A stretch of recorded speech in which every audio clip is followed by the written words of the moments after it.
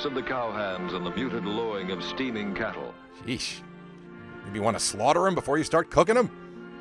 In any trailing of cattle, the welfare of the animals comes first. Oh, of course. Rather than driving cattle on a helter-skelter basis, most cattlemen prefer to lead the herd. And once on the move, the animals remain docile and tractable. This same tactic is also effective with humans, perhaps even more so. They do move in herds.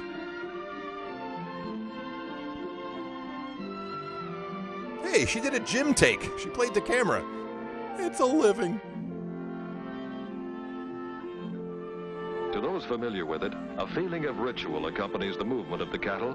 A ritualistic surge back to the old days when a cattle drive was not just a commercial enterprise, but was a moving page of Western history, written in the dust stirred by thousands of hoofs. I hope all those cows get residuals. Arrival at the railroad stockyards is the signal for activity of a different nature. What? Of a what? Can't keep up with the poetic euphemisms. In this case, where the cattle are sold to a buyer at the shipping pens, they must be recounted and weighed to determine the total due the rancher. Nobody said there would be math. Gentle handling to avoid bruising and damage is still the order of the day. As the cattle are directed through the pens and loading chutes into the waiting stock cars. Bet these ladies didn't have get directed through a loading chute on their bucket list.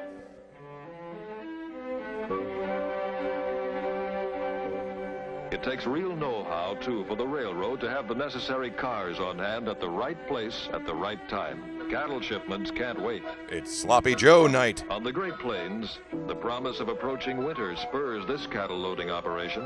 I'd say winter has arrived. Here, the entire herd will be loaded at one time and transported to market as a single expedited shipment. Free next day shipping with your prime rib account. The moment that the last steer is loaded, the train is ready to move. Ooh, this train moves fancy. Long years of experience in serving Western cattlemen have made Union Pacific an unexcelled mover of cattle to market centers. Livestock trains operating on fast schedules supply efficient transportation at a time when hours may mean profits. Like Moses and Habakkuk. Cattle marketing centers are strategically located, and Omaha serves a large western area. Well, yeehaw, I guess. Its holding pens have handled more than 100 million cattle since its founding over 80 years ago. And here's our livestock train, right on schedule. Early morning arrival. I hate when you get there too early and the Dunkin' isn't even open First, yet. the cattle must be penned, watered, fed, and rested. Simple steps in an otherwise intricate pattern of procedure. These are all euphemisms for slaughter, folks. On the way to becoming quality beef, the cattle will be sold at auction to feedlot operators who specialize in finishing off top-grade animals. Geez, that's grim. I think I preferred the euphemisms. After being grouped and weighed, they are driven to the auction floor. The wranglers are driven to drink to forget their complicity in the evils of the meat industry. Hey, I got the whole Hooterville Town Council. This is the most organic grocery store I've ever seen.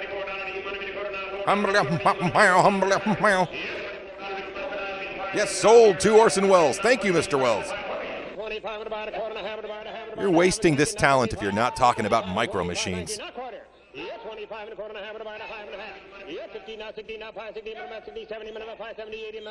Anyone not wearing a hat is a fruit or a communist. Where are the cows during all this? Real snake handling revival vibes off these guys. I wonder if the Calvin's triplets are in attendance. Okay. There's the cows. Don't they get to speak in their own defense?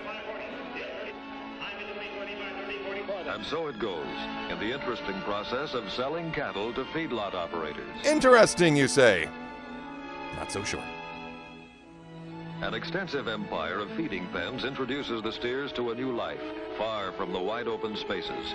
A life where one day runs into another, marked only by a plentiful supply of water and the delight of appetizing high-protein feeds. High-protein feeds sounds delicious. A cattle feeding complex like this vast layout can be compared to a factory production line, with the end product being beef. And each animal is a small factory in itself, turning raw materials into a highly esteemed finished product for human consumption. Again, you're not doing yourself any favors with your word choices. This is Ruth's Chris Country. Integrated with the feedlot is the mill, where specialized diets are formulated and mixed. Oh, I thought we were done. We're not done? Are we done? The subject of animal nutrition has won the attention of some of the best research brains in the country, and vast new Don't put your areas of mouth on it. nutritional science Gross. are being opened.